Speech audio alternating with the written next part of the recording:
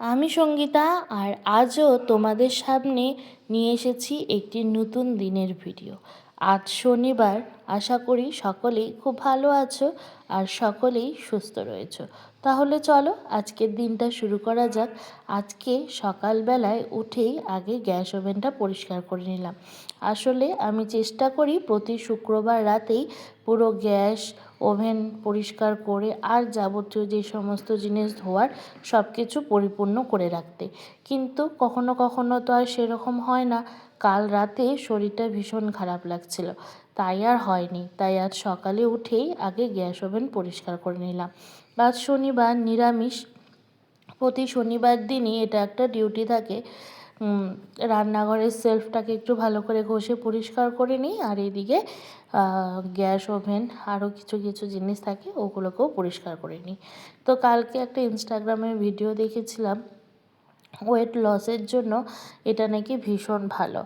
মেথি, জিরা, মৌরি আর রয়েছে জোয়ান, এটা ভিজিয়ে রেখেছিলাম আগের দিন রাতে, পরের দিন একটু ফুটিয়ে ঠান্ডা করে কিন্তু খেয়ে নিয়েছি। তারপর চলে আসলাম রুমে এসেই আগে বাসি বিছানাটা তুলে ফেললাম। তারপরে মেয়েও ঘুম থেকে উঠে পড়েছিল, ও ফ্রেশ হয়ে বসেছে পড়াশোনা করতে।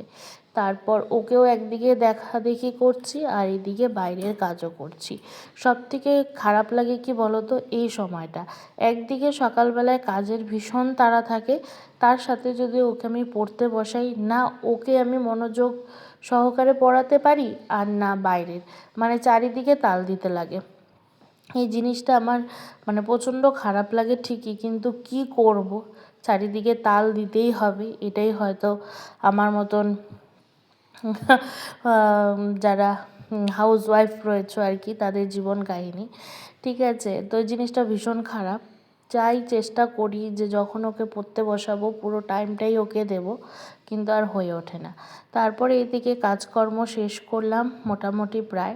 তারপরে এদিকে দেখো, আজকে যেহেতু নিরামিষ, সব নিরামিষ রান্না বান্নাও তোমাদের সাথে শেয়ার করলাম। যারা ভিডিওটি এত পর্যন্ত দেখেছো তারা অবশ্যই একটি কমেন্ট করে যেও ভিডিওটি তোমাদের কেমন লাগে।